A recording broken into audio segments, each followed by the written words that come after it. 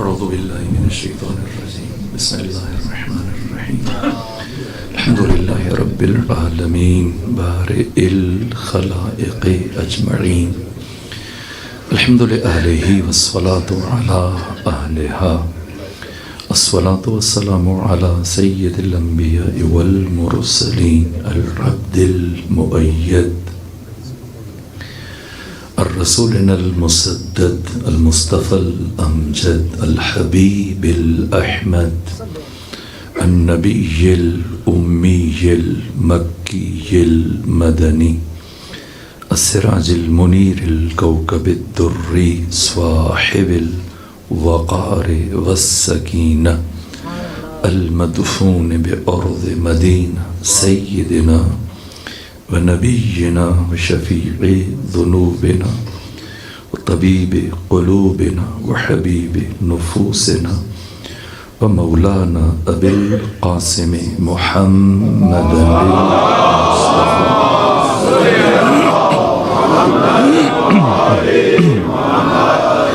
وأهل بيته الأطيبين الأطهرين الأنجبين المعصومين المظلومين ولعنة الله على أعدائهم ومنكري فضائلهم وغاصبي حقوقهم من يوم عداوتهم إلى الآن ومن الآن إلى قيام يوم الدين وبعد يوم الدين أما بعد فقد قال حق سبحانه وتعالى في القرآن بسم الله الرحمن الرحيم الله نور السماوات والأرض مثل نوره كمشكاة فيها مصباح المصباح في زجاجة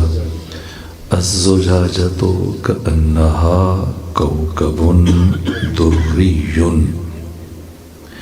يوقد من شجرة مباركة زيتونة لا شرقية ولا غربية يكاد زيتها يضيء ولو لم تمسسه نار نور على نور يهدي الله لنوره من يشاء ويضرب الله الأمثال للناس والله بكل شيء عليم صلوات بيجي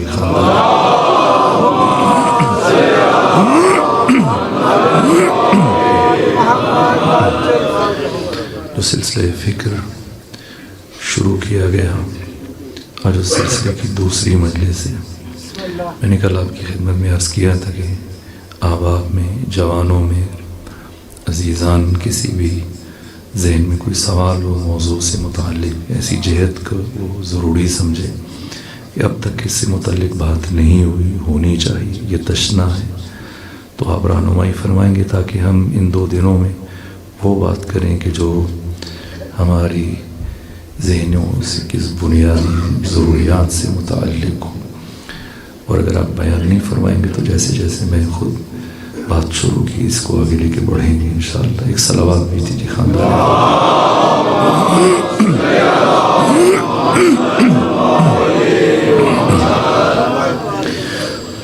اللہ نور السماوات والارض، اللہ آسمانوں کا اور زمین کا نور ہے. مثل نورہ کمشکات، اللہ کے نور کی مثال مشکات کے جیسی ہے. فیہا مصباح، جس میں چراغ ہے. المصباح فی زجاجہ، یہ چراغ شیشے میں ہے. الزجاجۃ کأنہا کوکب دری، یہ شیشہ موتیوں سے بنے چمکدار ستارے کی مانند روشن ہے. اس کی روشنی کہاں سے ہے؟ یوقد من شجرۃ مبارکۃ زیتونہ، اسے روشن کیا گیا شجرہ مبارکہ زیتونہ سے۔ اس شجرہ طیبہ کو شجرہ مبارکہ زیتونہ سے کیوں تشبیہ دی جا رہی ہے؟ وجہ شباہت کیا ہے؟ تو یہ آیت قرآن مجید کی وہ واحد آیت کی جس میں حق تعالیٰ نے سب سے زیادہ استعارے استعمال کیے، اور اس میں شباہت، پھر وجہ شباہت اور یہ مراحل صرف ایک حدیث ختمی مرتبہ کی شجرہ زیتونہ سے متعلق، تاکہ مشبہ اور مشبہ بہ کے درمیان وہ وحدت اور وہ ربط محسوس کیا جا سکے کہ پروردگار شجرہ مبارکہ زیتونہ سے کیوں تشبیہ دے رہا ہے۔ اس سے متعلق ختمی مرتبہ کی حدیث جسے حبر الامہ مفسر قرآن عبداللہ ابن عباس رضی اللہ تعالی عنہ نے پیغمبر گرامی اسلام سے نقل کیا کہ آقا ختمی مرتبہ فرماتے ہیں کہ شجرہ مبارکہ زیتونہ، شجرہ زیتون کہا کہ یہ دنیا کا واحد درخت ہے کہ حق تعالیٰ نے جس کے پھل میں انسانوں کے لیے شفا رکھی اور اسے دوا کے طور پہ استعمال کیا جا سکتا ہے، اور اس کے استعمال میں انسانوں کے لیے پروردگار نے کسی بھی قسم کا ضرر نہیں رکھا ہے، صرف فائدہ رکھا ہے۔ پھل کے بعد فرمایا حق تعالیٰ نے اس درخت کے پتوں میں بھی انسانوں کے لیے شفا رکھی اور انہیں بطور دوا استعمال کیا جا سکتا ہے، بشر کے لیے ان میں کوئی ضرر نقصان نہیں رکھا۔ پھر آقا فرماتے ہیں کہ یہاں تک کہ پروردگار نے اس درخت کی لکڑی میں بھی انسانوں کے لیے شفا رکھی ہے اور اسے بھی بطور دوا استعمال کیا جا سکتا ہے، اور پھر فرمایا یہاں تک کہ اگر اس لکڑی کو جلایا جائے تو اس لکڑی کی راکھ میں بھی اللہ نے انسانوں کے لیے شفا رکھی، اسے بھی دوا کے طور پر استعمال کیا جا سکتا ہے، اور اس میں بشر کے لیے، انسان کے لیے کوئی ضرر اور نقصان نہیں ہے۔ یہ وجہ شباہت اس سے بالاتر ماہرین نباتات نے جو بیان کیا کہ اس شجرہ زیتونہ کی عمر کیا، یہ 900 سال تک پھل دیتا ہے، اور علم الاعداد سے آگاہی رکھنے والے احباب جانتے ہیں کہ 9 عدد ہے صدیقہ کبریٰ سیدہ زہرا سلام اللہ علیہا کا۔ ابھی بھی اگر بات ذہنیتوں سے قریب نہ ہوئی ہو تو ماہرین نباتات نے جو دوسری خصوصیت بیان کی شجرہ مبارکہ زیتونہ سے متعلق، جتنی زرخیز زمین ہو، جتنے وسائل ہوں، پانی وقت پر دیا جائے، کھاد، باقی تمام تر وسائل میسر ہوں، زمین ہر طرح سے آمادہ ہو، تیار ہو، زرخیز ہو، لیکن اگر اس سرزمین میں معمولی کثافت ہو، آلودگی ہو، نجاست ہو، تو کبھی بھی شجرہ زیتونہ یہاں پنپ نہیں سکتا۔ صرف پاک، طاہر اور طیب جگہ پر اس شجرہ کو کاشت کیا جا سکتا ہے، اس لیے پروردگار شجرہ مبارکہ زیتونہ سے تشبیہ دے رہا ہے، یہ وجہ شباہت ہے۔ اور پھر فرمایا کہ یہ شجرہ مبارکہ زیتونہ کہاں ہے؟ لا شرقیت ولا غربیہ۔ اس کے بعد اللہ نے مستقبل کی بات کی، فرمایا یکاد زیتھا یضیء، قریب ہے کہ اس کا زیت شعلہ ور ہو جائے، یعنی اس کا اسارہ، اس کا سلالہ، اس کا رس، اس کا نچوڑ کون؟ حسین بن علی، آپ کی شہادت ہو، یہ خون خاک کربلا میں بہے، اور لیکن ولو لم تمسس ہو نار، اور پھر فرمایا کہ نور کا یہ سلسلہ یہاں پہنچ کر نہیں رکے گا، بلکہ نور علی نور، نور بالائے نور، ایک کے بعد دوسرا نور۔ اس کی تفسیر میں امام موسیٰ کاظم نے فرمایا یعنی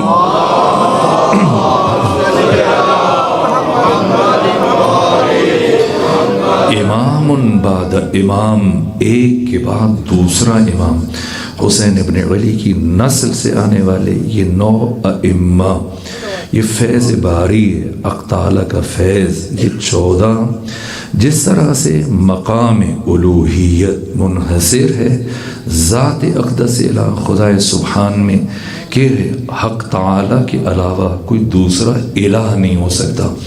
اسی طرح سے مقام عظمہ ولایت منحصر ہے ان 14 کے وجود میں، ان کے علاوہ کوئی بھی ولایت مطلقہ کے درجہ رفیعہ پر فائز نہیں ہو سکتا۔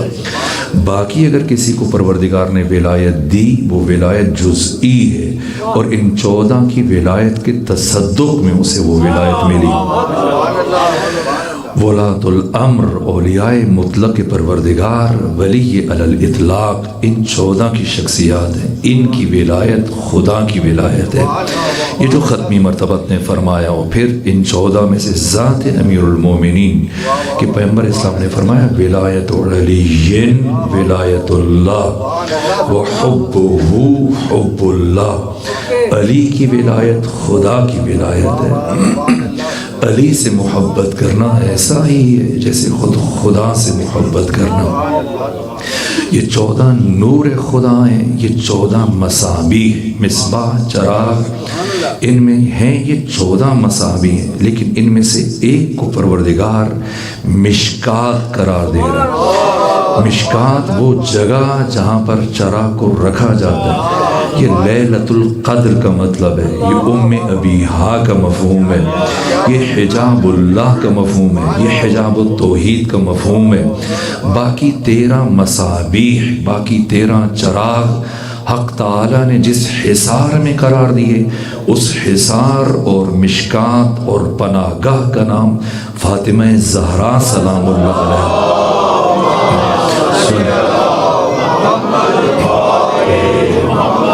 یہ پروردگار نے فرمایا کہ یا احمد لولا لما خلقت الافلاک، اے مصطفیٰ اگر تیری تخلیق مقصود نہ ہوتی تو میں کبھی کائنات کو نہ بناتا۔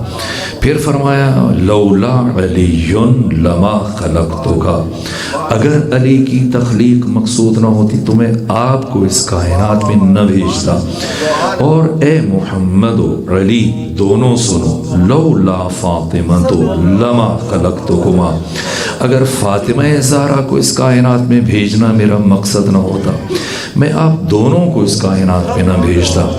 یہ افضلیت کی بات نہیں کہ فوراً سے بس اوقات کج فکر اور کج فہم افراد کا ذہن یہاں پر آ کر رک جاتے اور حدیث سے متعلق خدشہ وارد کرتے ہیں اور اس سے متعلق تذبذب و تشکیک کا شکار ہوتے ہیں کہ نہ یہ حدیث غیر معتبر ہے۔ نہ آیت اللہ میر جہانی اصفہانی نے اس حدیث قدسی کی سند سے متعلق مستقل کتاب لکھی کہ یہ حدیث قدسی ہر طرح کے تذبذب و تشکیک، شک و ریب سے ماورا بالاتر کلام خدا ہے۔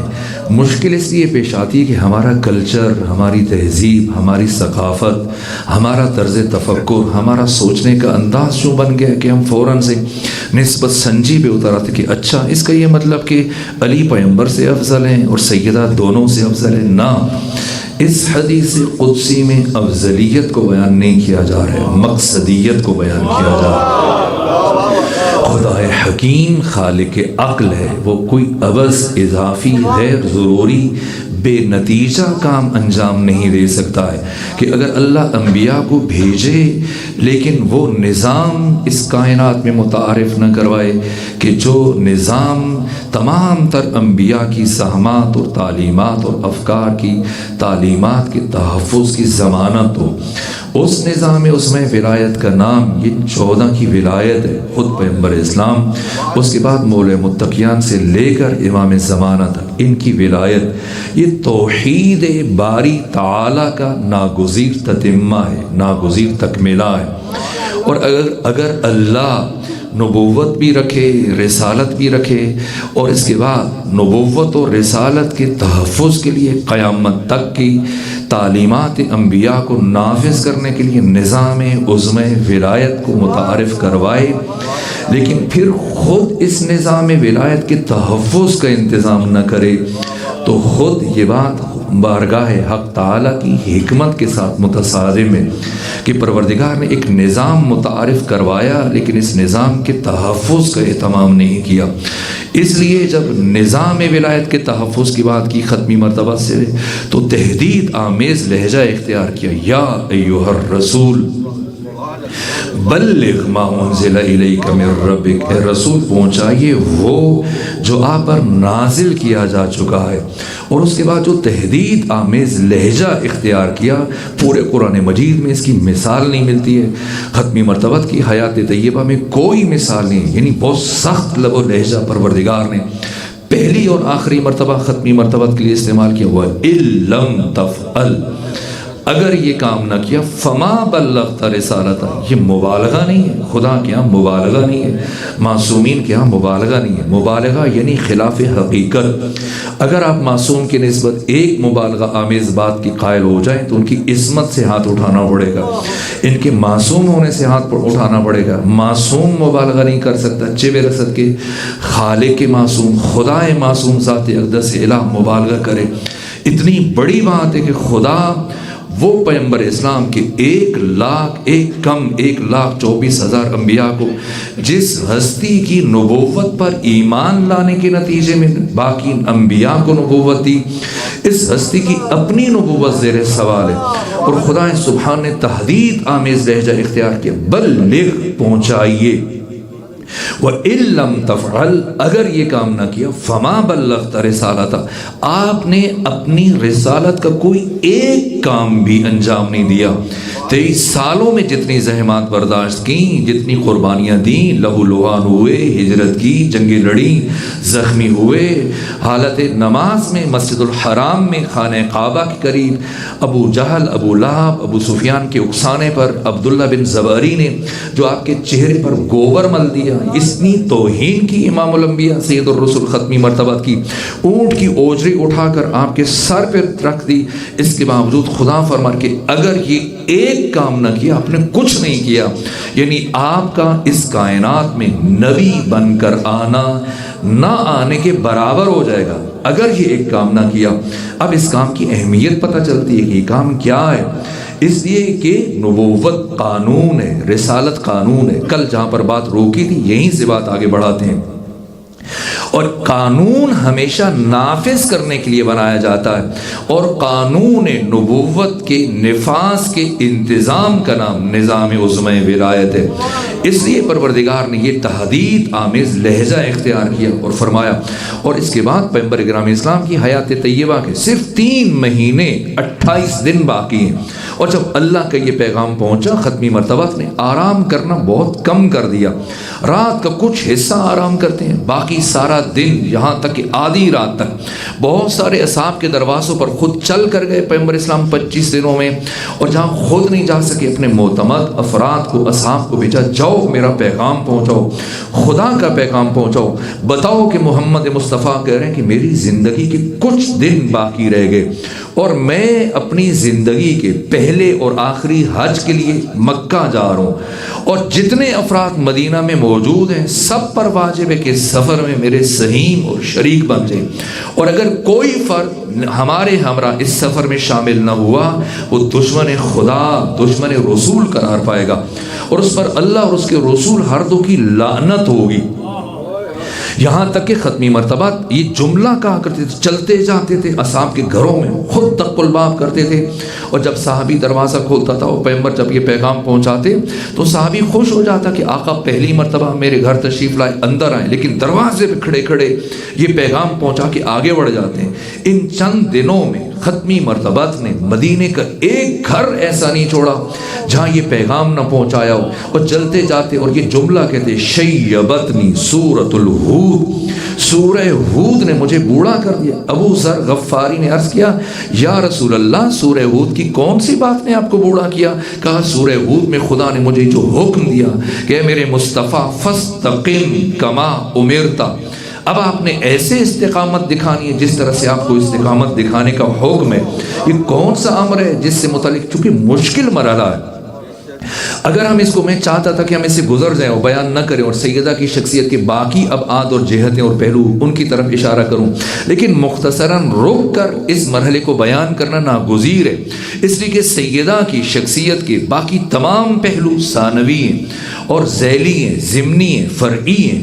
اصل اساس وہ مقصد کہ جس کے لیے اللہ نے اپنے سب سے بڑے راز کو آشکار فرمایا، اس کائنات میں حجاب التوحید ذات فاطمہ زہرا کو پیکر بشری میں اس حوراء انسیہ کو بھیجا ہے انسانی شکل میں، انسانی پیکر میں، جس مقصد کے حصول کے لیے پہلے اس مقصد کی طرف ایک مختصر اشارہ ناگزیر ہے۔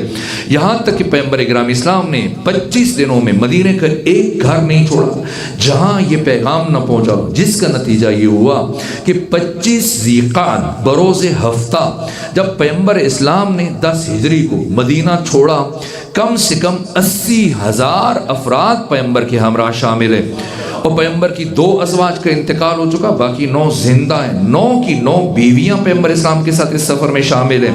اور جب آپ نے یہ سفر شروع کیا، ہفتے کے دن چلے، راستے میں دیکھیے پلٹتے ہوئے پیغمبر کو صرف 5 دن لگے، جاتے ہوئے پیغمبر اکرام اسلام کو 10 دن لگ گئے۔ کیوں؟ اس لیے کہ 10 دنوں میں راستے میں جتنی بھی آبادیاں، جیسے مدینے میں جو کام کیا، راستے میں بے عینی وہی کام انجام دیا۔ منزل متعشہ، منزل سیرف، منزل منصرف، منزل قجت، منزل عرق الزبی، منزل مر الزہران، منزل اسایا، منزل ابوا۔ جمعرات کے دن ختمی مرتبہ ابوا پہنچے، اس سے پہلے جب بھی جاتے تھے پورا دن گزارتے تھے، چونکہ آپ کی والدہ معظمہ کے یہاں پر مزار تھا، قبر تھی، لیکن پہلی مرتبہ یہ اس اعلان کی اہمیت کا تقاضا کہ پیغمبر اسلام چند لمحوں کے لیے رکے اور دعائے مغفرت کی، فاتحہ پڑھی، اس کے بعد پھر آبادی میں چلے گئے اور وہی کام کیا جو مدینے میں برابر کر رہے تھے۔ راستے کی آبادیوں سے پیغمبر اسلام نے 23,000 افراد کو اپنے ساتھ شامل کیا۔ علی ابن ابی طالب علیہ السلام مدینہ میں موجود نہیں تھے، یمن میں مال خدا، مال امام، خمس اور زکوٰۃ کی جمعآوری کی اور دین خدا کی تبلیغ کے لیے پیغمبر نے آپ کو بھیجا ہوا تھا۔ قاصد کو روانہ کیا اور تاکید کی کہ جتنا جلد ممکن ہو سکے علی تک پہنچو اور یہ پیغام پہنچاؤ کہ علی سارے کام چھوڑ کر فوراً واپس آئیں، لیکن مدینے واپس نہیں آنا، مکہ کا قصد کریں اور میرے ساتھ ملحق ہو جائے اور حج کی نیت باندھ لیں، میں نے آپ کا احرام اٹھا لیا۔ اور دوسری بات جو لکھی، کہا کہ علی تنہا اکیلے نہ آئیے، جتنے افراد کو اپنے ہمراہ لے کے آ سکتے ہیں لے کے آئیے۔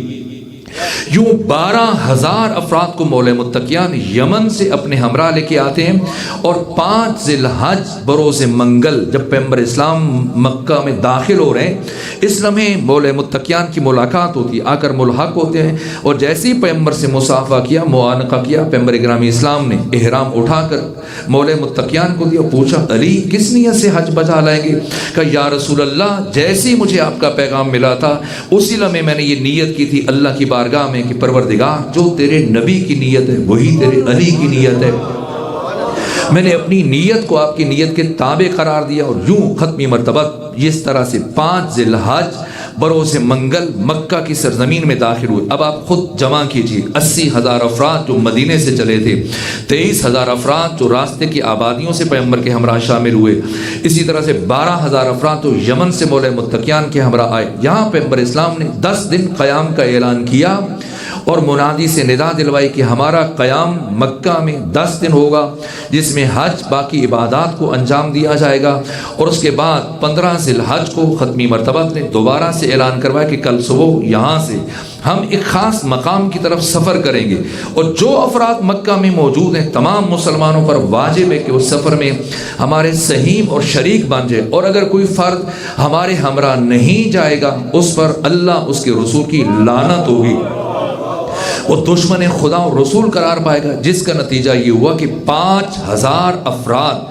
جن کا تعلق خود شہر مکہ سے تھا، اسے یعقوبی نے لکھا ہے، مسعودی نے لکھا ہے، باقی مورخین نے لکھا ہے کہ علامہ امینی نے الغدیر میں تمام تر حوالے درج کیے، 5,000 مسلمان جن کا تعلق خود شہر مکہ سے تھا، جو مکہ کے رہنے والے تھے، لیکن انہیں بھی باطل ناخواستہ طوعاً و کرعاً مجبوراً یہ سفر اختیار کرنا پڑا، اور 16 ذی الحج کی صبح میں، یہاں تک کہ اب تک ختمی مرتبہ جناب بلال کے ذریعے سے اعلان کروا رہے تھے، اور 16 ذی الحج کی صبح میں ابو ذر غفاری کو خانہ کعبہ کی چھت پر روانہ کیا کہ جائیں اور جا کر اعلان کریں کہ ہر مسلمان جو مکہ میں موجود ہے اس پر واجب ہے کہ وہ اس سفر میں ہمارے سہیم اور شریک بن جائیں۔ یوں یہ 5,000 افراد ان باقی حجاج کے ساتھ جب مکہ سے چلے، یہ 16 ذی الحج کی صبح میں، تو اب حص کنجکاوی پورے عروج پر ہے، جو بھی افراد مسلمان ہیں سب یہ سوچ رہے ہیں، برابر چیمے گوئیاں ہو رہی ہیں، گفتگو کہ آخر ایسی کون سی بات ہے، ایسا کون سا کام ہے جو پیغمبر کسی اور موقع پہ چل کے انجام دینا چاہتے ہیں؟ کون سی بات ہے جو پیغمبر گرامی اسلام کسی اور موقع پہ کہنا چاہتے ہیں؟ خطبہ حج سب سے زیادہ بہترین موقع ہے، اس موقع پر پیغمبر اسلام وہ بات کریں، یا پھر مزدلفہ ہے، مشعر الحرام ہے، میدان عرفات ہے، مسجد الحرام میں، ان مقامات پر ختمی مرتبہ ان 10 دنوں میں جب سب اکٹھے ہیں تو اعلان کریں۔ کیوں وہ افراد جو خود مکہ کے رہنے والے، انہیں کیوں زحمت دی جا رہی ہے؟ یہ وہ تمام امور ہیں جن کی وجہ سے تجسس مسلسل بڑھتا چلا جا رہا ہے، حصے کنجکاوی پورے عروج پر ہے، اور لوگ سوچ رہے ہیں اور پوری توجہات مسلسل بڑھتی چلی جا رہی ہے۔ آخر ایسا کون سا کام ہے، ایسی کون سی بات ہے جس کے لیے مکہ کی سرزمین موضوع نہیں ہے اور جس کے لیے ختمی مرتبہ کسی خاص مقام کو منتخب کر رہے ہیں؟ یہاں تک کہ جب چل رہے ہیں ختمی مرتبہ 18 ذی الحج کی 16 ذی الحج کی صبح میں مکہ سے سارے سفر میں اس دوران میں یہی گفتگو چلتی رہی، لوگ سوچتے رہے، توجہات بڑھتی چلی جا رہی ہیں، اور 18 ذی الحج بروز پیر جب ختمی مرتبہ میدان خم غدیر پہنچے، آپ میں سے بہت سارے احباب حج کے لیے تشریف لے کے گئے ہوں گے، اور جو نہیں گئے پروردگار انہیں توفیق دے، جو جا چکے ہیں پروردگار انہیں دوبارہ حج بیت اللہ کی توفیق عطا فرمائے، عمرہ کے لیے جائیں، حج کے لیے جائیں، جب بھی جائیں کوشش کیجئے کہ میدان خم غدیر تشریف لے کر جائیں۔ خم وہ صحرا ہے، اس کے اندر ایک بڑا تالاب نما ایک جگہ ہے، ابھی بھی اسی کیفیت میں باقی ہے، اسے غدیر کہا جاتا ہے۔ جس طرح آپ کی راولپنڈی میں اسٹیڈیم ہے، کراچی میں، لاہور، دنیا کے باقی شہروں میں کھیل کے لیے اسٹیڈیم بنائے جاتے ہیں، آپ چل کے دیکھیں اس مقام پر خم پہنچے، غدیر وہ بڑا تالاب کہ جب زیادہ بارشیں ہوتی تھی کچھ دن کے لیے وہاں پر پانی جمع ہو جاتا تھا۔ اس تالاب کا نام غدیر ہے۔ کیوں اسے منتخب کیا گیا؟ اس جگہ کو کیوں منتخب کیا گیا؟ کیا وجہ ہے؟ راز کیا ہے؟ اس آج بھی اگر آپ جائیں، میں نے خود جا کر وہاں جب حج کے لیے توفیق ہوئی مشاہدہ کیا کہ اگر ایک گوشے میں ایک فرد کھڑا ہو جائے اور اس کے دوسرے گوشے میں دور ایک فرد کھڑا ہو جائے اور اگر وہ آرام سے بھی بات کرے تو اس کی آواز دیکھیں، میرے آپ کے درمیان ہم چند بہت مختصر تعداد ہے، 100 150 200 افراد ہیں، اس کے باوجود یہ وسیلہ ناگزیر ہے تاکہ ہر فرد تک بات پہنچے، اور ختمی مرتبہ کم سے کم 1.5 لاکھ اصحاب اور مسلمانوں کا اجتماع ہے۔ اتنے بڑے اجتماع تک کیسے آپ کی آواز پہنچے؟ ختمی مرتبہ نے جو اہتمام کیے، پہلے تو صحابہ کرام ہر تھوڑے تھوڑے وقفے پر کھڑا کیا تاکہ حجت تمام ہو جائے۔ پہلے فرمایا فَلْيُبَلِّغِ الشَّاهِدُ الْغَائِبَ، کہ جو شاہد ہے، موجود ہے، اس پر واجب ہے کہ میری بات کو جو غائب ہے، جو یہاں موجود نہیں، ان تک پہنچائے۔ جو باپ ہیں ان پر واجب ہے کہ اپنی اولاد تک میرے پیغام کو پہنچائیں۔ ہر تھوڑے وقفے پر اور پیغمبر اسلام جب بات کر چکتے تو خاموش ہو جاتے، اور پھر جو فاصلے پہ کھڑا ہوتا وہ اشارہ کرتا، اور جب وہ اپنی بات آگے کرتا اور اگلے والا بات پہنچا کے اشارہ کرتا کہ ہاں میں بات کر چکا ہوں، اس سے اگلا، اور پلٹ کر پھر جب یہ اشارے کا تسلسل پلٹ کر ختمی مرتبہ تک پہنچتا۔ یوں آج بھی اگر آپ کھڑے ہوں، ایک گوشے میں کھڑے ہو کر بے شک بہت آہستگی سے بات کریں تو آپ کی آواز بہت دور تک سنی جائے گی۔ یعنی اس مقام کو اللہ نے ازل سے علی اور علی کے بیٹوں کی ولایت اور رہبری کے اعلان کے لیے منتخب کیا۔ کیوں غدیر کو منتخب کیا گیا ہے؟ کیوں مکہ کے کسی مقام پر؟ اگر مکہ میں، مشعر الحرام میں، مزدلفہ میں، عرفات میں کسی مقام پر خطبہ حج کے موقع پر ختمی مرتبہ یہ اعلان کرتے تو یہ خیال کیا جاتا کہ ختمی مرتبہ نے اور بہت ساری باتیں کی، ضمناً ذیلی طور پر پیغمبر نے یہ بھی کہہ دیا کہ جو مجھ سے محبت کرتا ہے وہ علی سے محبت کرے۔ اس اعلان کی انفرادیت اور امتیاز وہ نہ رہتا، اس لیے ازل سے اس مقام کو منتخب کیا گیا۔ اسی لیے امام پنجم فرماتے ہیں، امام محمد باقر علیہ السلام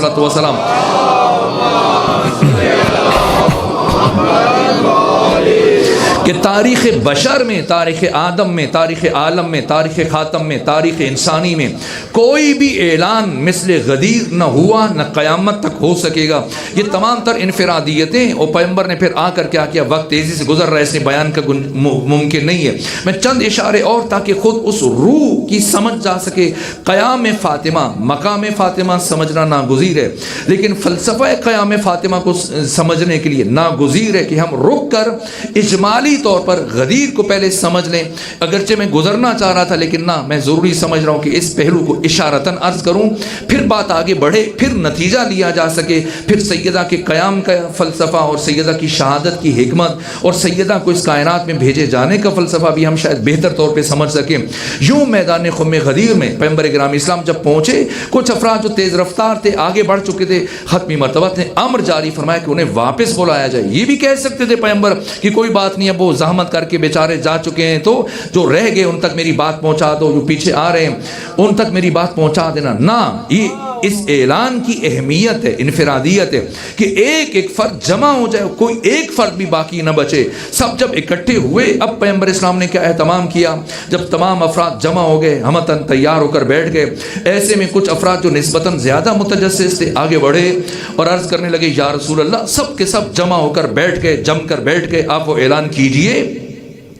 علامہ جلال الدین سیوطی صاحب تفسیر در المنصور، جن کی وفات 911 ہجری میں ہوئی، انہوں نے تصریح کی ہے کہ قرآن مجید کی صرف ایک آیت ہے جو 3 مرتبہ نازل ہوئی، باقی قرآن مجید نزول تدریجی کے اعتبار سے صرف 1 مرتبہ نازل ہوا، چند آیتیں 2 مرتبہ نازل ہوئی، جن میں سے ایک سورہ فاتحہ ہے۔ قرآن کی واحد آیت جو 3 مرتبہ نازل ہوئی ہے آیت بلغ ہے، یعنی ہرگز پروردگار کو تاخیر گوارا نہیں ہے۔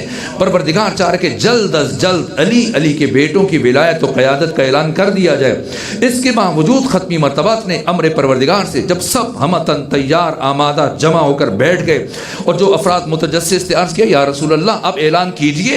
افراد چونکہ گرمی بڑھ رہی ہے، یہاں کسی اس مقام پر بیٹھ کر غدیر کے بارے میں بات کرنا آسان ہے، سردیوں کے موسم میں قالینیں بچھی ہوئی ہیں، آپ آرام دہ ماحول میں مختصر وقت کے لیے بیٹھے ہیں، غدیر کی بات سن لینا۔ آپ چلیں آج سے 1400 سال پہلے میں خود جب گیا اس دفعہ بھی میں 100 سے زیادہ حاجیوں کی وہاں پر وفات ہوئی ہے، اتنی سہولیات کے باوجود اے سی چل رہے ہیں، پنکھے چل رہے ہیں، باقی تمام تر انتظامات کے باوجود اب بھی وہاں کی گرمی کو تحمل نہیں کیا جا سکتا، جبکہ صحرا ہے، چلچلاتی دھوپ ہے۔ جو میں نے پڑھا اتنی گرمی کی شدت بڑھ رہی تھی کہ صحابہ کرام جو ابھی حج کر کے آئے تھے اپنی عبا اتار کر کبھی سر پہ رکھتے ہیں تاکہ تمازت آفتاب کی شدت سے خود کو محفوظ رکھیں، اور جب گرم ریز ستاتی ہے تو عبا نیچے بچھاتے ہیں تاکہ اس کی گرمی سے بچیں، کبھی اوپر رکھ رہے ہیں کبھی نیچے بچھا رہے ہیں، یعنی ایک ایک لمحہ صحرا میں گزارنا مشکل مرحلہ ہے۔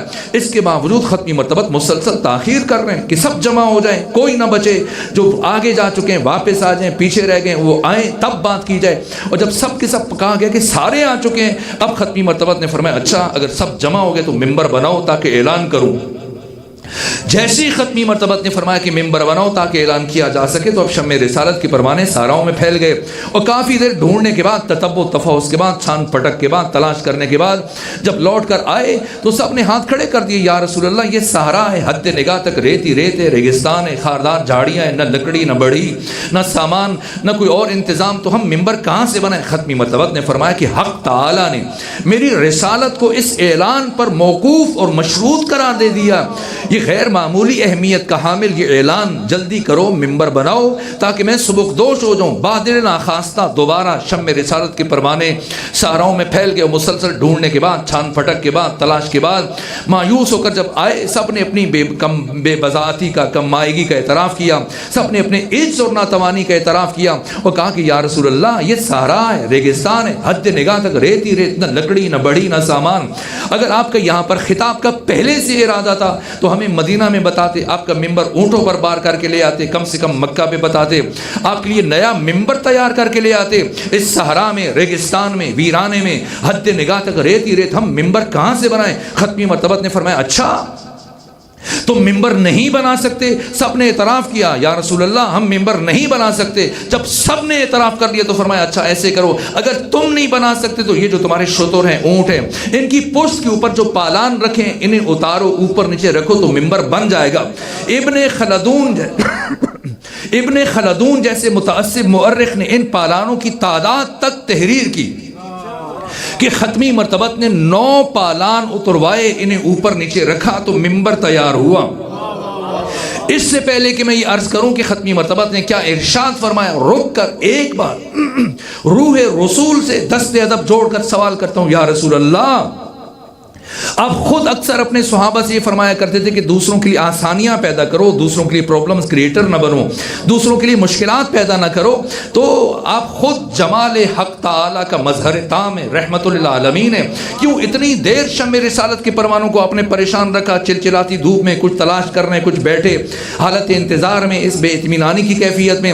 اگر آپ کو اندازہ تھا کہ یہ افراد ممبر نہیں بنا پائیں گے آپ کی رہنمائی کے بغیر، تو جیسے ہی آپ پہنچے تھے اس مقام پر فوراً سے آپ یہ پالانوں کا ممبر تیار کروا کے اعلان کرتے اور سب کو گھروں کی طرف رخصت کر دیتے، اس لیے کہ سب تھکے ہوئے، بے چین ہیں، مضطرب ہیں، جلد از جلد اپنے گھروں کو پہنچنا چاہتے ہیں۔ یا رسول اللہ آپ نے کیوں اس اعلان میں تاخیر کی؟ تو آقا ختمی مرتبت کا جواب ہوگا پیغمبر گرامی اسلام حکیم امت اسلامی، عقل کل، مجسم عقل، سراپا عقل، پیغمبر اسلام اپنے عمل سے قیامت تک آنے والے انسانوں کو یہ پیغام دے کے جا رہے ہیں، وہ سمجھا کے جا رہے ہیں کہ سمجھ لو یہ میرے عزیز، یہ میرے صحابہ بہت محترم ہیں، ان کا بہت مقام ہے، ان کی بہت خدمات ہے، انہوں نے میرے ساتھ مل کر جنگیں لڑی، قربانیاں دی، سفر کیا، ہجرت کی، مال و جان راہ خدا میں قربان کیا، اور ان کا بہت شرف ہے، مقام ہے، عزت ہے، ابرو ہے، لیکن آج اس مقام پر میں نے حق تعالی کی طرف سے قیادت، سیادت، امامت، رہبری، ولایت، امامت کا اعلان کرنا ہے، اور یہ تمام تر افراد اپنے سارے احترام اور ساری خدمات کے باوجود میری رہنمائی کے بغیر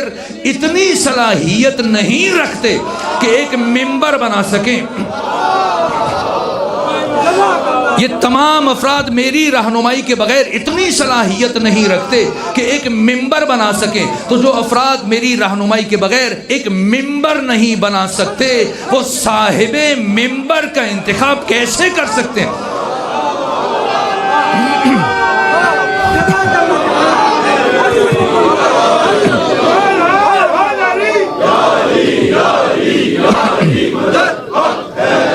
اس لیے ممبر بھی میں بناؤں گا، صاحب ممبر کا اعلان بھی میں کروں گا۔ اور جب ممبر تیار ہوا، ختمی مرتبت نے اعلان کیا، لیکن یہ بات اہم ہے، یہ بات روح کلام ہے، یہ بات جان کلام ہے، یہ بات آیت نور کا نچوڑ اور اسارہ اور خلاصہ ہے کہ کیا کیا ختمی مرتبت نے، جس کے بعد پھر دوسری آیات نازل ہوئیں۔ کچھ آیات اعلان غدیر سے پہلے نازل ہوئیں، یا ایھا الرسول بلغ ما انزل الیک من ربک وان لم تفعل فما بلغت رسالتہ واللہ یعصمک من الناس۔ اللہ آپ کو لوگوں کے شر سے بچائے گا۔ یہ اتنی بڑی سند پروردگار کیوں جاری فرما رہا ہے؟ درحالی کہ ابھی تو ایسی کوئی سند کی ضرورت بھی نہیں تھی۔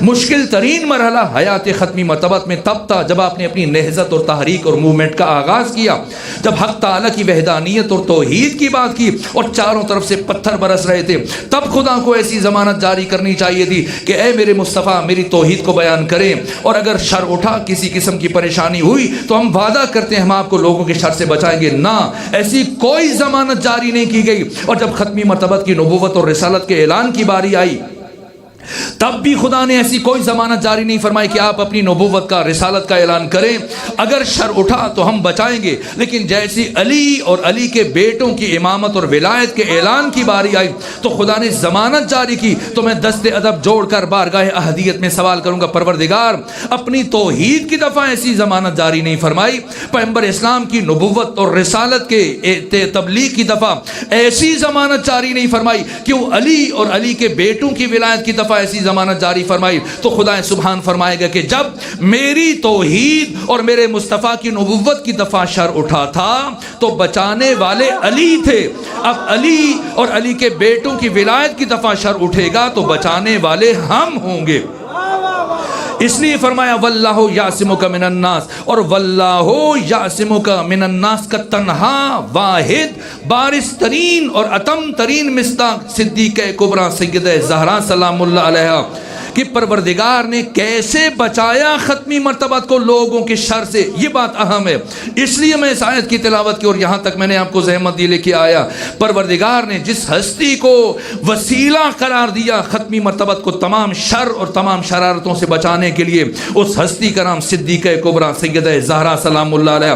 کیسے بچایا سیدہ نے، یہ بعد کے مرحلے میں عرض کروں گا۔ کل کی گفتگو ساری کی ساری اسی متعلق ہم بیان کریں گے تاکہ اندازہ ہو جائے کہ فلسفہ ارسال نور فاطمہ زہرا کیا ہے۔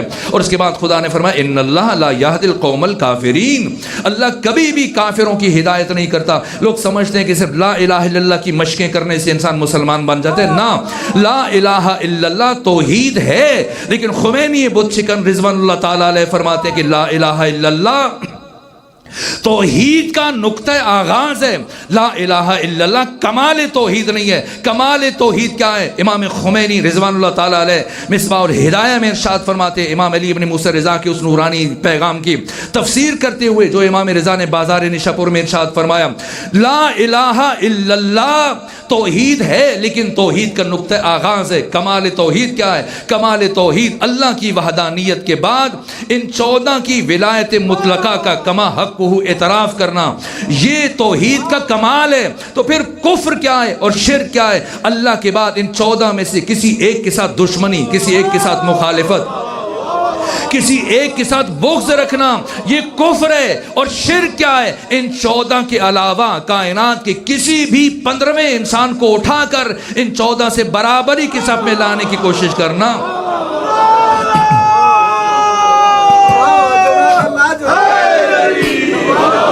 یہ شرک ہے۔ ان کی ولایت، یہ امام علی ابن موسیٰ رضا نے فرمایا، یہ امام علی نقی الہادی نے فرمایا، بنا تمت کلمت التوحید، ہم 14 کے ذریعے سے توحید خدا مکمل ہوتی ہے۔ نظام عظمہ ولایت توحید باری تعالیٰ کا ناگزیر تتمہ ہے، ناگزیر تکملہ ہے۔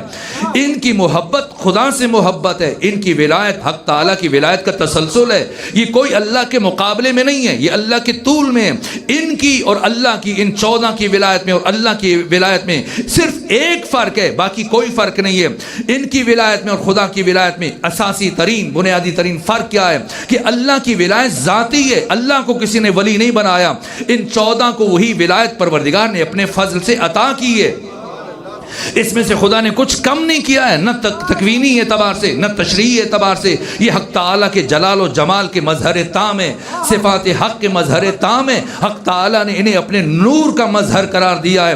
ان سے مانگ، یہ 14 خدا کی مشیت ہیں، یہ 14 خود خدا کا ارادہ ہیں، یہ 14 خود خدا کی مرضی ہیں۔ یہ بہار الانوار کی 26 نمبر جلد میں امام صادق نے بیان فرمایا، نحن واللہ مشیت اللہ، اللہ کی قسم ہم 14 مشیت پروردگار ہیں، ہم 14 ارادہ خدا ہیں۔ اگر کسی کو دقت پیش آئے اور مشکل لگے یہ بات، تو ایک مرتبہ خود روز پہنچے چشم تخیل کو لے کے چلے روز عاشور، کہ جب حر ابن یزید الریاحی آنکھوں پر پٹی باندھ کر اپنے بیٹے غلام کے ہمراہ بارگاہ حسین ابن علی میں پہنچے، دست ادب جوڑ کر جب یہ سوال کیا کہ فرزند رسول کیا میری توبہ قبول ہو جائے گی، کیا اللہ مجھے معاف کر دے گا؟ جائے 56 بڑی بڑی کتابیں مقتل کی، منہاج الدموع، دمۃ الثاقبہ، نفس المحموم، اللحوف، ابی مخنف، کوئی کتاب اٹھائیں سیرت کی، تاریخ کی، مقتل کی۔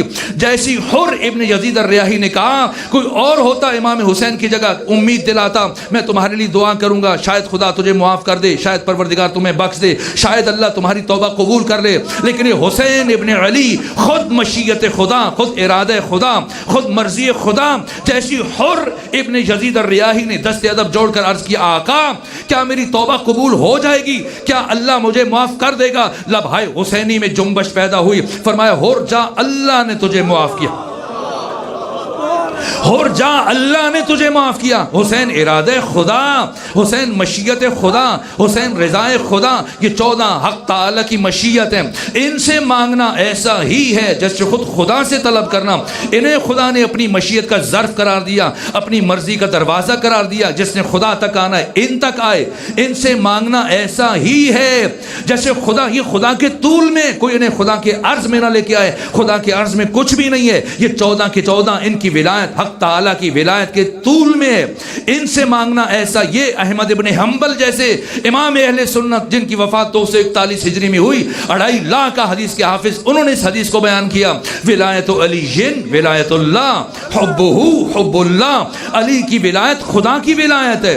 علی سے محبت کرنا ایسا ہی ہے جیسے خود خدا سے محبت کرنا۔ ان 14 سے مانگنا ایسا ہے جیسے اب خدا سے طلب کر رہے ہیں، آپ کی مرضی ہے خدا سے مانگے، کہیے یا اللہ مدد، کوئی حرج نہیں ہے، اللہ ہمارا خالق ہے، ہمارا مالک ہے، ہمارا رب ہے، خدا سے مانگنا چاہیے۔ اگر کوئی کہے یا اللہ مدد، کہنا چاہیے، اور اللہ مدد کرتا ہے۔ اور اگر کسی کا جی چاہ رہا ہے کہ نبی سے مانگے تو کہہ دے یا نبی مدد، اگر کسی کا جی چاہ رہا ہے کہ علی سے مانگے تو کہے یا علی مدد، کسی کا جی چاہتا ہے آقا امام زمانہ سے مدد طلب کرے تو کہہ دے یا مہدی مدد۔ جس سے مدد مانگے گا مدد مل جائے گی، اللہ سے مانگے گا تب بھی ملے گی، نبی سے مانگے گا تب بھی ملے گی، علی سے مانگے گا تب بھی ملے گی، سیدہ سے مانگے گا تب بھی ملے گی، امام زمانہ سے مانگے گا تب بھی مدد مل جائے گی، جس سے بھی مانگے گا مدد مل جائے گی۔ لیکن اگر کوئی بدبخت اپنے دل میں علی ابن ابی طالب کا بغض رکھتے ہوئے یا اللہ مدد کہے گا، مدد تو نہیں ملے گی، لعنت یقیناً مل جائے گی۔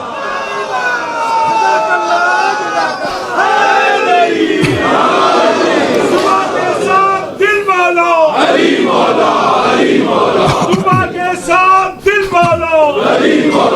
علی مولا، نعرہ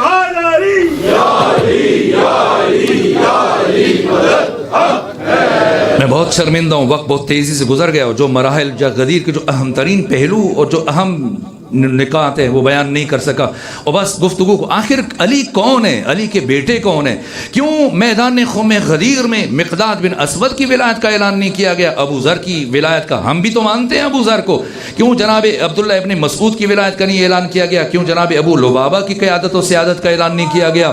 کتنے صحابی ہیں، خود حبر الامہ ابن عباس جیسی شخصیتیں اور بڑی بڑی برجستہ ترین شخصیات ہیں، ان کا اعلان کیوں نہیں کیا گیا؟ سلمان محمدی کی ولایت کا اعلان کیوں نہیں کیا گیا؟ کیا باقی 1.5 لاکھ افراد میں سے کوئی اس اور فرد اس قابل نہیں تھا کہ پیغمبر ان کی ولایت کا اعلان کرے؟ کیوں ولایت کو منحصر قرار دیا گیا علی اولاد علی میں؟ یہ علی کون ہے؟ علی ترجیحی محور نہیں ہے، علی انحصاری محور۔ یہ بات بہت اہم ہے، بس اوقات بعض افراد کہتے ہیں، کسی کے ساتھ تقابل کرتے ہیں کہ فلاں فلاں فلاں فلاں علی فلاں فلاں سے افضل ہیں۔ جناب خمینی بہت چکن فرماتے ہیں کہ جس نے کسی صحابی کے ساتھ علی کا تقابل کیا اور علی کو افضل قرار دیا وہ اللہ کی بارگاہ میں گنہگار ہے، اس لیے کہ خود علی کا کسی کے ساتھ تقابل کرنا بارگاہ علوی میں بے ادبی کے مترادف ہے۔ نہ، علی کا کسی کے ساتھ کوئی تقابل نہیں ہے، علی خدا صمد کا عبد بے نیاز ہے، خدا صمد کا عبد بے نیاز علی ابن ابی طالب۔ ہمارا مسئلہ خلافت میں کسی بھی مسلمان کے ساتھ کوئی اختلاف نہیں ہے، خواہ وہ حنفی ہیں، شافعی ہیں، حنبلی ہیں، مالکی ہیں، اہل حدیث ہیں، دیوبندی ہیں، بریلوی ہیں، کسی مسلمان کے ساتھ یہ جو مناظرے کیے جاتے ہیں، مجھے تعجب ہوتا ہے کیوں مناظرے کیے جاتے ہیں؟ زور لگایا جا رہا ہے، کوئی علی کو پہلا ثابت کر رہا ہے، کوئی علی کو چوتھا ثابت کر رہا ہے۔ نہ علی پہلا ہے نہ علی چوتھا ہے، جو گنتی میں آ جائے اسے علی نہیں کہتے۔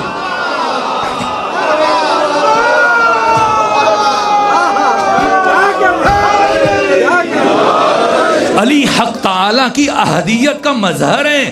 یہ جو خدا کو ہم واحد کہتے ہیں یہ مجازن کہتے ہیں، اس لیے کہ واحد عددی میں یہ نقص پایا جاتا ہے کہ اس کا نصف بھی ممکن ہے، اس کا 2 بھی ممکن ہے، یہ گنا بھی جا سکتا ہے، اس کا آدھا بھی کیا جا سکتا ہے۔ خدا کو مجازن واحد کہتے ہیں، خدا حقیقتاً احد ہے، احد جو گنا نہ جا سکے، جسے نصف نہ کیا جا سکے، وہ ایک ہو کے بھی ہم سے گنا نہیں جاتا، وہ ایک ہو کے بھی آگے عدد نہیں رکھتا، خدا احد۔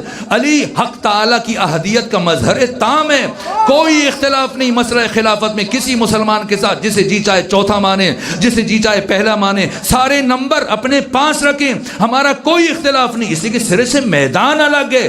وہ جس خلیفہ کی بات کرتے ہیں وہ اور ہے، وہ جس خلیفہ کی بات کرتے ہیں وہ اور ہے، ہم علی اولاد علی کے لیے جس خلافت کی بات کرتے ہیں وہ الگ ہے، باقی تمام مسلمان جس خلافت کی بات کرتے ہیں وہ خلیفۃ المسلمین ہے، ہم علی کے لیے جس خلافت کی بات کرتے ہیں وہ خلیفۃ اللہ فی الارضین ہے۔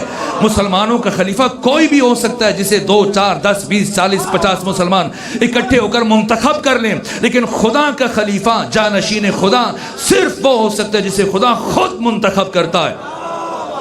علی ترجیحی محور نہیں ہے، انحصاری محور ہے، اس لیے تیسرے خطبے میں نہج البلاغہ کے تیسرے خطبے میں ارشاد فرمایا، اما واللہ لقد تقمص ابن ابی قحافہ، اللہ کی قسم، علی اللہ کی قسم اٹھا رہے ہیں، اللہ کی قسم، عبداللہ بن عثمان بن عامر فرزند ابو قحافہ المعروف ابو بکر، خلافت کی قمیص، تقمص کہتے ہیں زبردستی قمیص کو پہننا، خلافت کی قمیص کو زبردستی پہن لیا ہے، وَإِنَّهُ لَيَعْلَمْ أَنَا مَحَلِّي مِنْهَا مَحَلَّ الْقُطْبِ مِنَ الرَّحَا، در حالی کہ وہ اس بات کو اچھے سے جانتا ہے کہ میرا مقام اس کائنات میں وہی ہے جو چکی کے پاٹ میں کیل کا ہوتا ہے، کہ اگر اس کیل کو نکال دیا جائے تو نظام کائنات درہم برہم ہو جائے۔ یعنی میں ترجیحی محور نہیں ہوں، انحصاری محور ہوں۔ پیغمبر نے ہمیشہ علی کے انحصار کو بیان کیا، یہ نہیں کہ علی افضل ہے، بہتر ہے، علی کو مان لو، نہ، ولایت، قیادت، سیادت، امامت، رہبری، خلافت منحصر ہے ذات علی ابن ابی طالب میں۔ کیسے کیسے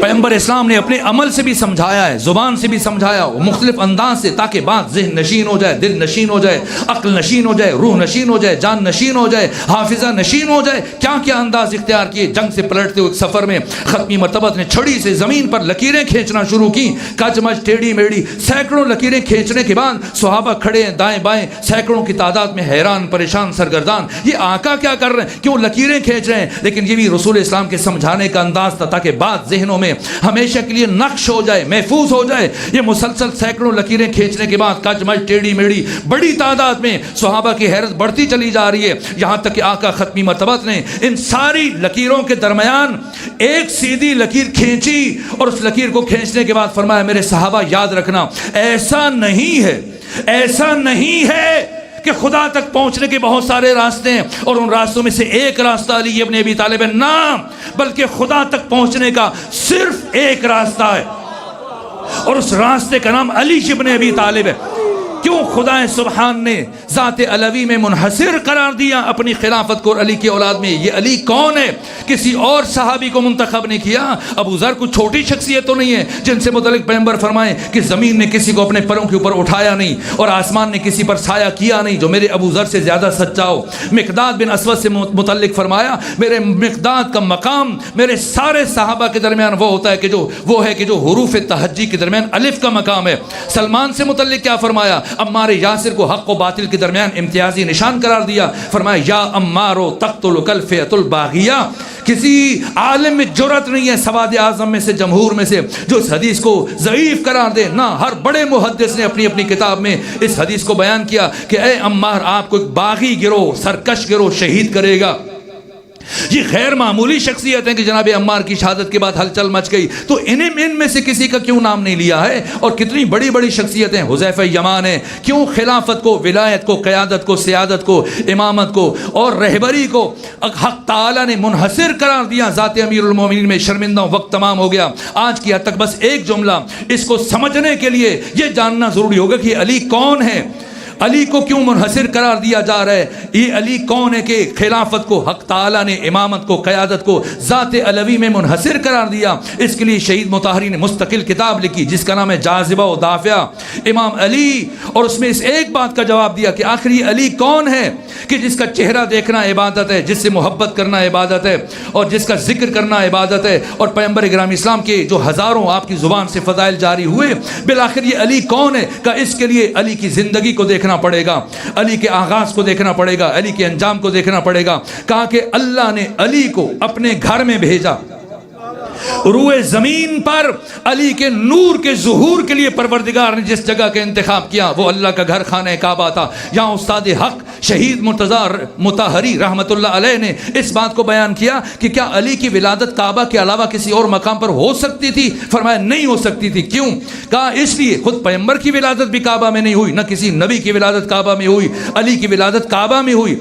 کیوں ہوئی؟ اور کیا غیر از کعبہ علی کی ولادت کسی اور مقام پر ہو سکتی تھی؟ فرمایا نہیں ہو سکتی تھی۔ کہ پیغمبر کی ولادت کعبہ میں کیوں نہیں ہوئی؟ کہ اس لیے کہ پیغمبر اللہ کے جمال کے مظہر ہیں، پیغمبر اسلام اللہ کے جمال کے مظہر ہیں، جن کے تعارف میں خدا نے فرمایا کہ وما ارسلناک الا رحمت للعالمین، صرف رحمت ہے، صرف اللہ کے جمال کے مظہر ہیں، اور اللہ نے علی کو اپنے جلال کا مظہر قرار دیا۔ اور شہید مرتضی مطہری فرماتے ہیں کہ اس پوری کائنات میں اللہ کے جلال کے ظہور کی تجلی کو صرف اللہ کے گھر خانہ کعبہ کے کوئی دوسرا مقام تحمل کرنے کی صلاحیت نہیں رکھتا تھا، اور علی کی شہادت اللہ کے گھر میں ہوئی ہے۔ کیوں؟ اس لیے کہ سوائے اللہ کے گھر کے کوئی دوسرا مقام علی کی، اللہ کے جلال کی شہادت کے بارے گراں کو تحمل کرنے کی صلاحیت نہیں رکھتا تھا۔ علی کی ساری زندگی ان دو گھروں کے درمیان گزری۔ جب اللہ کے گھر میں آئے علی نے پہلا کام سجدہ کیا، اور جب اللہ کے گھر سے رخصت ہو رہے تھے آخری کام علی نے سجدہ کیا، اور علی کی ساری زندگی ان دو گھروں کے درمیان، ان دو سجدوں کے درمیان گزری، اور ان دو گھروں کے درمیان، ان دو سجدوں کے درمیان علی نے 63 سال گزارے۔ یہ علی کا کمال ہے۔ کیوں؟ فزت ورب الکعبہ کا جب ضرب لگی، کہا اس لیے کہ ان سے شہید مرتضی مطہری نے لکھا، اس لیے کہ ان 63 سالوں میں جب علی نے اپنی ساری زندگی پر نگاہ ڈالی تو اللہ کے گھر سے لے کر اللہ کے گھر تک، ایک سجدے سے لے کر دوسرے سجدے تک، اس سارے سفر میں، ان 63 سالوں میں علی ابن ابی طالب نے ان 63 سالوں کے کسی ایک لمحے کے کروڑویں حصے میں بھی کسی بشر کو اپنی طرف متوجہ نہیں ہونے دیا، ہمیشہ خدا کی طرف بلایا۔ یہ علی کا کمال ہے۔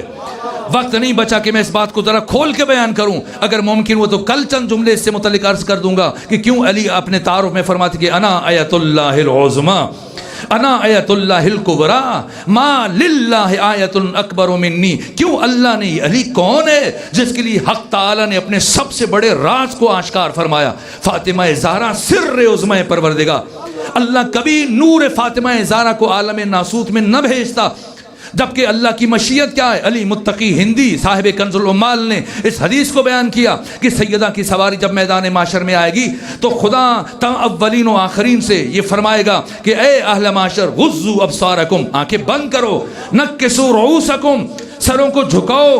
تو سب سوال کریں گے پروردگار کیا ہونے جا رہا ہے؟ خدا فرمائے گا میرے حبیب کی بیٹی فاطمہ زہرا میدان معاشر میں آ رہی ہے. یہ خدا کی مشیت ہے. اور سیدہ کی مشیت کیا ہے؟ وما تشاؤون الا ان یشاء اللہ. یہ 14 وہی چاہتے ہیں جو خدا چاہتا ہے. خدا وہی چاہتا ہے جو یہ 14 چاہتے ہیں. ان کی مشیت میں وحدت پائی جاتی ہے. خدا کی مشیت یہ ہے کہ کوئی نبی بھی آنکھ اٹھا کر فاطمہ زہرا کی طرف نہ دیکھے. اور سیدہ کی مشیت کیا ہے کہ جب پیغمبر نے ہمیں بتانے کے لیے سیدہ سے استفسار کیا, فاطمہ آپ کی زندگی کی سب سے بڑی خواہش کیا ہے؟ فرمایا بابا صرف ایک خواہش ہے. کہ بیٹی کون سی؟ کہ کوئی ناہمارم مجھے نہ دیکھے, نہ میں کسی ناہمارم کو دیکھوں. تو وہ بی بی جس کی زندگی کی سب سے بڑی خواہش یہ تھی کہ کبھی کوئی ناہمارم آپ کو نہ دیکھے, نہ وہ کسی ناہمارم کو دیکھے, تو ایسی کون سی مجبوری تھی کہ ایک دن یہی بی بی بھرے دربار میں ہزاروں اجنبیوں کے سامنے آ کر کھڑی ہوئی اور فرماتی ہیں من عرفنی فقط عرفنی. جو مجھے جانتا ہے سو جانتا ہے, جو نہیں جانتا اعلموا انی فاطمہ بنت نبیکم, میں تمہارے نبی کی بیٹی فاطمہ زہرا ہوں. آخر فدق کے لیے آئیں. وہ بی بی جو مالک جنت ہے, مالک کوثر ہے, مالک کائنات ہے, تو چند درخت بی بی کی عظمت کے مقابلے میں کیا حیثیت رکھتے ہیں؟ بی بی فدق کے لیے نہیں آئی ہیں, کسی قریے باغ کے لیے نہیں آئی ہیں. پھر کون سی مجبوری تھی؟ فدق سیدہ کی مجبوری نہیں تھی. قیامت تک آنے والی نسلوں کو مومن بنانا یہ فاطمہ کی مجبوری تھی. قیامت تک آنے والے باضمیر باشعور انسانوں تک علی اور علی کے بیٹوں کی ولایت کا پیغام پہنچانا یہ سیدہ کی مجبوری تھی. اس لیے کھڑے ہو کر خطبہ دیا اور حزب حاکم سے جو گفتگو فرمائی اور جو مراحل ہے سیدہ کی گفتگو میں, کل اس خطبے کا پورا خلاصہ کر کے میں آپ کے سامنے بیان کروں گا کہ سیدہ نے حزب حاکم کے دربار میں کہاں سے بات شروع کی, کہاں تک پہنچائی, کس طرح سے حزب حاکم کو رسوا کیا, کس طرح سے لاجواب کیا. جس تحریر کو پہلے اپنے ہاتھ سے پھاڑ رہا تھا, آخر کیا ہوا ان 2-2.5 گھنٹوں کے اندر کہ حزب حاکم کو قلم اٹھا کے کاغذ منگوا کے دوبارہ وہ تحریر لکھنی پڑی. اور پھر سیدہ کس طرح سے قصر خلافت کو منہدم کر کے پلٹ کے آ رہی ہیں اور پھر ایک ایک دروازے پر جا رہی ہیں. سیدہ زہرا ایسے نہیں کہ اتنی دیر کئی گھنٹے کھڑے ہو کر خطبہ دینے والی فاطمہ, اور جو ذہنی اذیت ہے, روحانی اذیت ہے, اسے ہم جیسے انسان تصور نہیں کر سکتا. اتنے دیر ناہمارموں کے بیچ میں کھڑے ہونا, اتنے دیر نامحرموں کے بیچ میں کھڑے ہو کر یہ سوال کرنا, بتاؤ کیا میں تو سچے نبی کی سچی بیٹی نہیں ہوں؟ کتنا تکلیف دیتا سیدہ کے لیے کہ ہزاروں کے اجتماع میں کسی ایک نے بھی اٹھ کر نہیں کہا ہاں فاطمہ آپ سچ کہہ رہی ہیں. اس کے باوجود اتنی اذیتوں کو تحمل کرنے کے بعد گھر نہیں آئی, تھکی ہوئی فاطمہ ایک ایک دروازے پر دستک دے رہی ہیں, یہاں تک کہ کوئی دروازہ سیدہ کے لیے نہیں کھل رہا. ایک دروازہ کھلا ہے, معاذ بن جبل.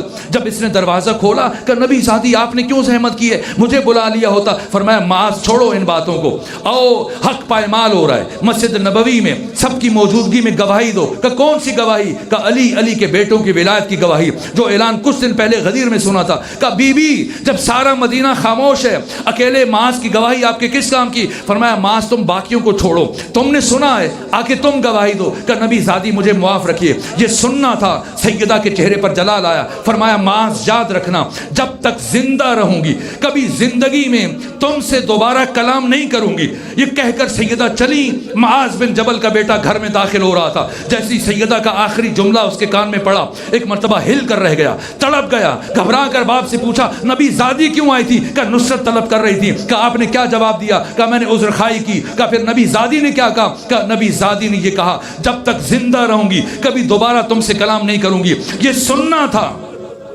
معاذ بن جبل کا بیٹا الٹے پاؤں واپس مڑا. باپ نے پوچھا کہاں جا رہے ہو؟ کہ کبھی اس گھر میں دوبارہ قدم نہیں رکھوں گا. کہ یہ تمہارا گھر ہے, میں تمہارا باپ ہوں. کہ بے شک تم میرے باپ ہو, بے شک یہ میرا گھر رہا, لیکن میں نے پیغمبر کی زبان سے سنا تھا جس سے فاطمہ راضی. اس سے خدا راضی جس سے فاطمہ ناراض، اس سے خدا ناراض۔ میں اس گھر میں کبھی قدم نہیں رکھ سکتا جس سے اللہ کے حبیب کی بیٹی ناراض ہو کے چلی۔ حزب حاکم تک ایک ایک بات کی خبر پہنچ رہی تھی، وہ جان رہے تھے کہ اگر یہ بی بی کچھ دن اور زندہ رہیں اور اسی طرح سے لوگوں کے ضمیروں کو جھنجھوڑتی رہیں، مبادا لوگ اٹھ کھڑے ہوں، کوئی ہمیں اس مسلط پر نہ بیٹھنے دے۔ چنانچہ انہوں نے طے کیا جتنا جلد ممکن ہو سکے اس شمع ہدایت کو گل کیا جائے، اس چراغ ہدایت کو بجھا دیا جائے۔ میں نے کل روایت کا ایک حصہ پڑھا تھا، بس ایک جملہ تفصیلی بی بی کے مصائب میں کل آخری مجلس میں بیان کروں گا۔ یہاں تک کہ جو ہوا آپ جانتے ہیں، 11 افراد آپ کے بیت الشرف میں داخل ہوئے۔ میں سارے مصائب نہیں پڑھ سکتا، گزر جاتا ہوں، ورنہ شیخ عباس قمی نے اپنے مقتل بیت الاحزان میں صاحب مفاتیح الجنان، یہ چھوٹی شخصیت نہیں ہے، ثقۃ الاسلام شیخ عباس قمی نے لکھا، جب اس شقی نے آپ کے رخسار اطہر پر تماچا مار تو سیدہ نے اپنے رخسار پر ہاتھ رکھا، اپنے دفاع کے لیے ہاتھ رکھا۔ صرف بی بی کا رخسار زخمی نہیں ہوا، آپ کے ہاتھ سے بھی خون جاری ہوا۔ نبی زادی جو زمین پر گری، ایک مرتبہ آپ کے کان سے بندے ٹوٹ گئے اور اب مولا متقیان کے گلوئے اطہر میں رسی ڈالی گئی۔ آپ کو گھر سے، چونکہ دشمن جانتا ہے علی تلوار نہیں اٹھائیں گے، اس لیے علی کو گھر سے لے کر دربار کی طرف جب چلے، مجھے نہیں معلوم سیدہ زہرا کس طرح اٹھی، کیسے آگے بڑھی، اپنا ہاتھ حضرت کے دامن میں ڈالا۔ فرمایا اتنی بے ادبی سے ولی، بس آخری جملہ عرض کروں، ولی خدا کو اتنی بے ادبی سے نہیں جانے دوں گی۔ بس اس سارے واقعے میں وہ پہلا شخص اس موقع پر موجود نہیں تھا۔ بعد میں جب دوسرے سے ملاقات ہوئی، پوچھا میں نے سنا ہے تو نے نبی زادی کو، نبی زادی علی کا دامن نہیں چھوڑ رہی تھی؟ کہا نہیں چھوڑ رہی تھی۔ کہا میں نے سنا ہے نبی زادی نے بڑی مقاومت دکھائی۔ کہا بڑی مقاومت دکھائی۔ کہا پھر بتا علی کا دامن کیسے چھڑوایا؟ علی کا دامن کیسے چھڑوایا؟ کہا جب ہم علی کو اپنی جانب کھینچ رہے تھے، نبی زادی نے اپنا ہاتھ علی کے دامن میں ڈال دیا۔ ہم نے سوچا زخمی ہے، خاتون ہے، کمزور ہے، اگر علی کو زور سے کھینچیں گے فاطمہ زہرا کا ہاتھ چھوٹ جائے گا، لیکن اتنی مضبوطی سے فاطمہ زہرا نے علی کو پکڑ رکھا تھا، جیسے جیسے ہم علی کو کھینچ رہے تھے نبی زادی علی کے ساتھ کھینچتی چلی جا رہی، نبی زادی علی کے ساتھ کھینچتی چلی جا رہی تھی۔ کہا پھر بتا کیسے چھڑوایا؟ کہا بس چھڑوا لیا۔ کہا مجھے بتا، میں جاننا چاہتا ہوں۔ کہا میں نے سمجھ لیا، نبی زادی نے علی کے دامن کو اتنی مضبوطی سے پکڑا ہے کہ قیامت تک نہیں چھوڑے گی۔ کہا میں نے دائیں بائیں دیکھا، میرے قریب کنفس کھڑا تھا، اس کی کمر بند میں تازیانہ تھا، میں نے وہ تازیانہ نکالا اور فضا میں لہرانے کے بعد بار بار اس تازیانے کو اس زور سے فاطمہ زہرا کے ہاتھوں پر مارا۔